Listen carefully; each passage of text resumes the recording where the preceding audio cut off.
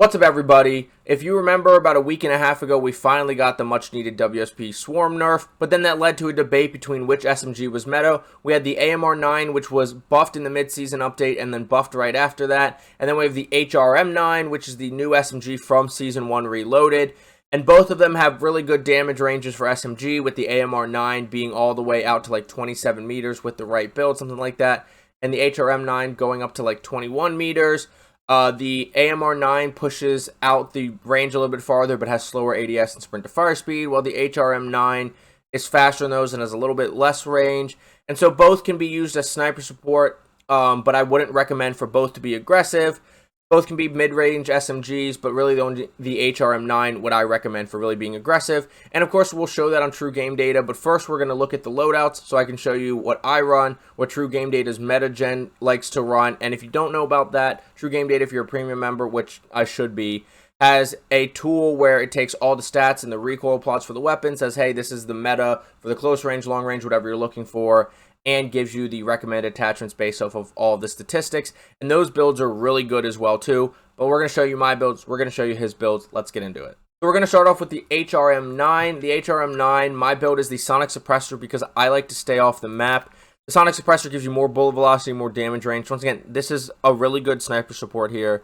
But you can also use the Shadow Strike Suppressor, which will just keep you off of the radar completely, without giving you the negatives of the sprint to fire speed and the recoil control, but you don't get the extra bullet velocity and damage range.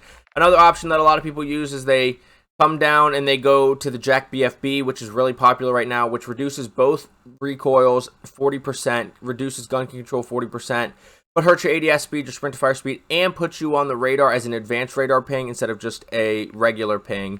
The other option that a lot of people use is the L4R Flash Hider, which gives you recoil control and gun kick control, and gives you muzzle flash concealment, so it doesn't keep you off the map, but the duration that you're on the map is a lot shorter, but it does hurt your ADS speed as well.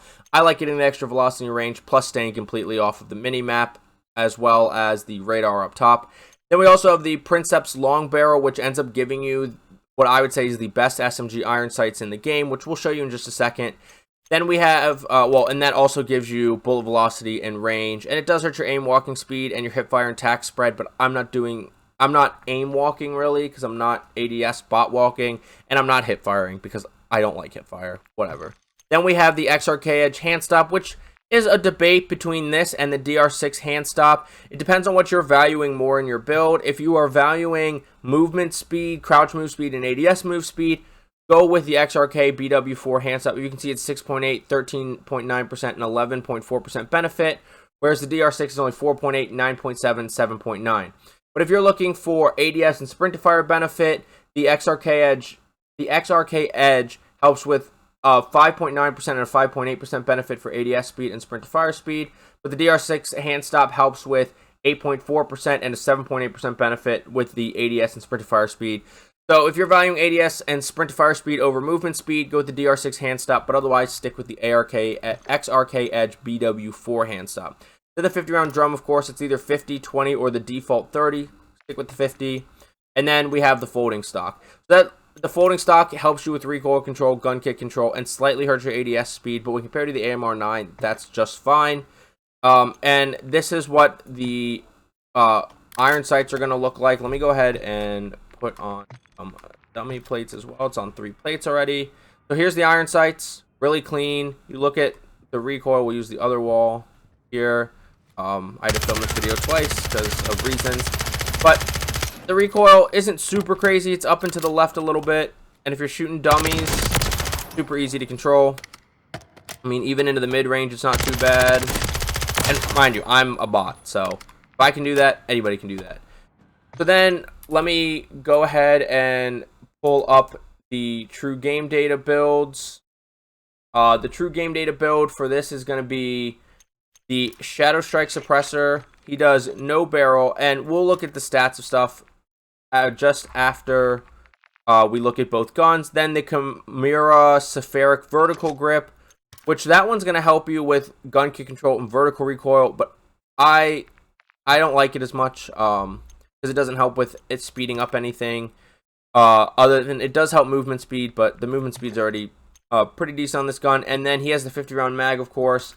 Then he goes with the Hatchet Light stock and the PCS 90 Assault Grip. Now, this is going to hurt your damage range because you don't have the barrel and you don't have the suppressor helping bullet velocity and damage range. So this is definitely a little bit more of an aggressive build. This is what he has for like a more ADS movement build in general. And if you go to the firing range, iron sights definitely are not as clean.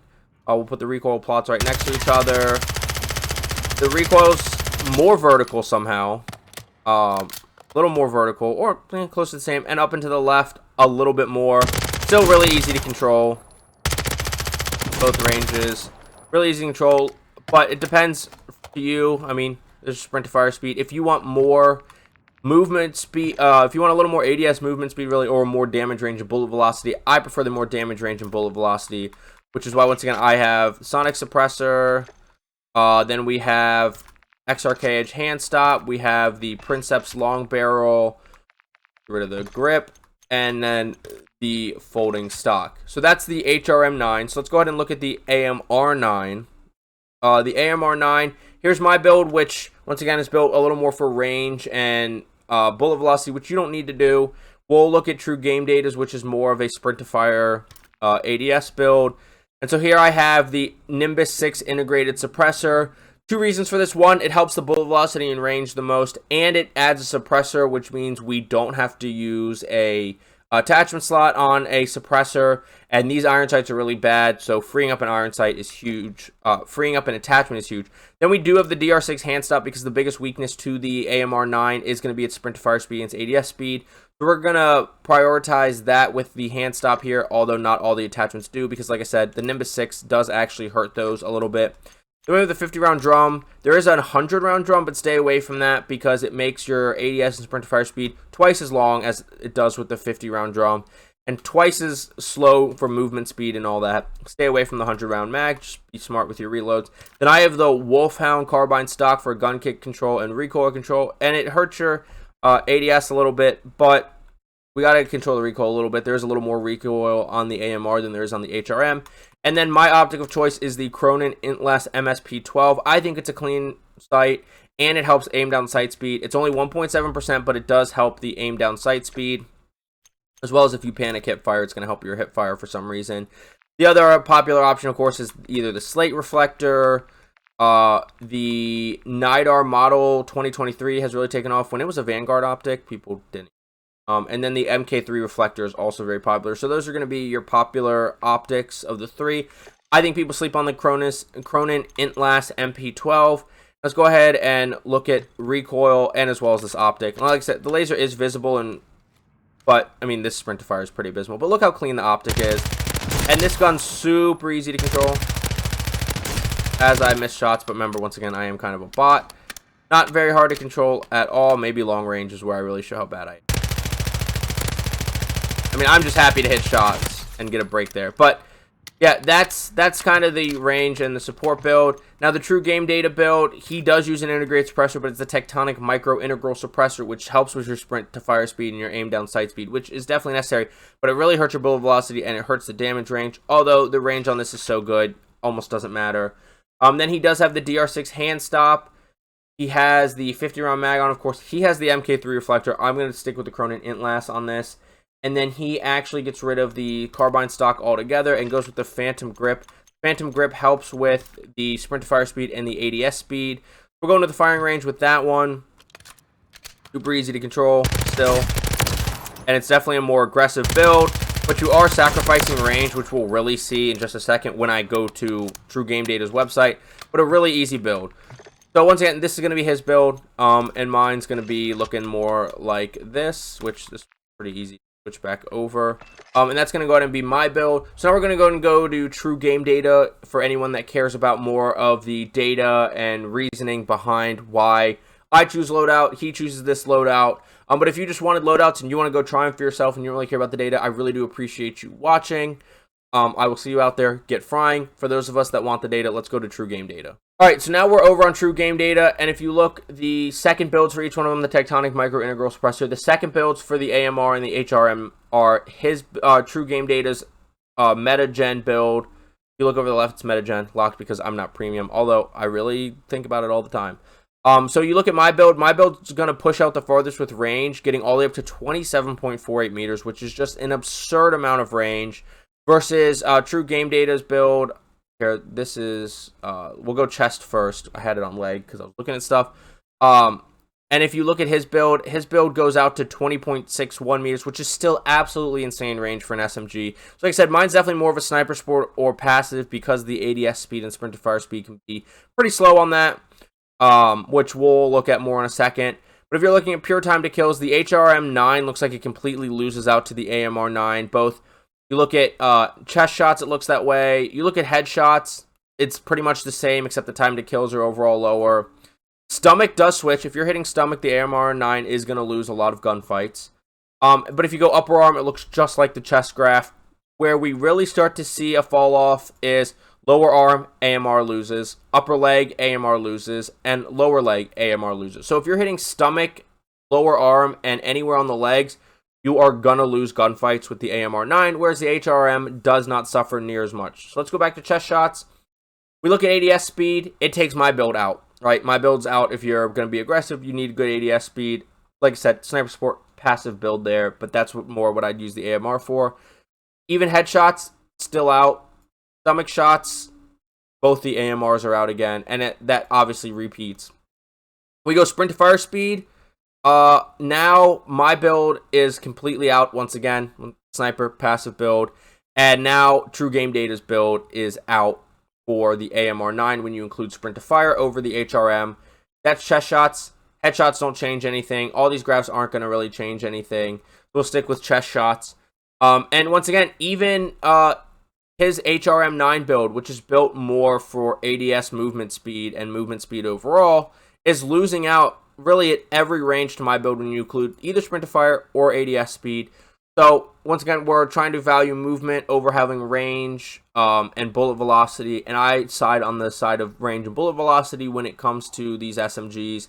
You can go down the charts here. The ADS move speed, it's pretty close overall. His ADS move speed does blow away these other builds as well. The ADS time is pretty much the same on both of the HRM9s, and even on his AMR9, the ADS speed is pretty much all the same. Bullet velocity, his bullet velocities really suffer. If you look at his builds, 563 versus 813 on mine, 704 versus 480, him versus me again.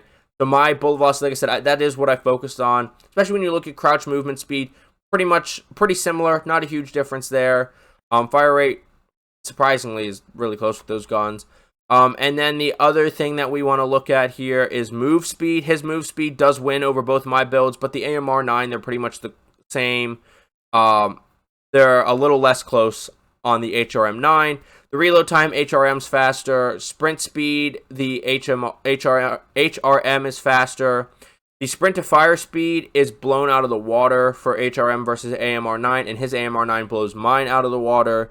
And then swap speed is actually faster on the AMR9. But that's not going to be super important with the AMR9 because you're probably going to have it out already. And then tac sprint speed is faster with the HRM. So like I said, the HRM is going to be the more aggressive build, and the AMR9 is going to be more of a passive sniper support build. Of course, he does have a more aggressive build coming out of his meta-gen. But those are the guns that I would recommend for the meta. That's the loadout. That's the comparison of them. Let me know down in the comments what you think, and while you're scrolling down, check out the description down below. I have my Twitch link down below. If you want to see me try either one of these SMGs or something else, just let me know in the chat, or if you just want to come say hey. My other social medias are linked down there as well. Any follows, likes, comments, whatever will make my day. I love when people interact on any of my platforms. And then, of course, I'll link TrueGameData down below because this comparison would not be possible without Tony the GOAT. But I will see you on Urzikstan, Vondel, and Ashika, and soon to be Fortune's Keep, apparently Season 2. Get frying. Have a good day. Bye.